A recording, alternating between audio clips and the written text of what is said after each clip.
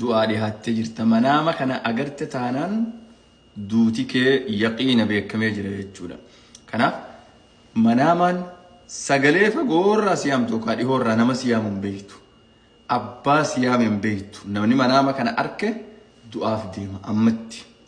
Akkasumallee ganda onaa keessa yookaan mana diigamaa yookaan ganda gartee dullacha mana dullacha kanam tokko keessa hin jirre keessa namni kophaa ka deemu of arge du'aaf deema namni kunis waa takka jala sararame.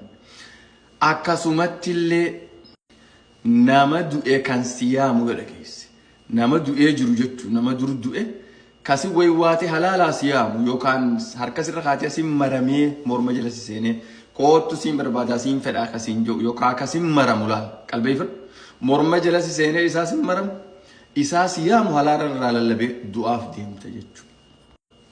Akkasumatti illee ji'aa fi aduu kan kufu namni arge jechuudha. Ji'aa fi aduu samiirraa bubu kufu yoo kan argitu taate du'aaf deemta. Yoo ammoo maatii kee keessaa namni dhukkubu tokko yoo jiraate nama santu du'aa deema jechuudha. Akkasumatti illee imaltuu dhuma hin qabne dheertuu ka deemtu yoo argarte du'aaf deemta imaltuu irraan deebina imaltuun sun du'aaf deemta jechuudha.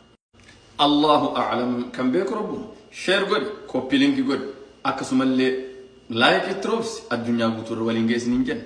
Assalamu alaikum.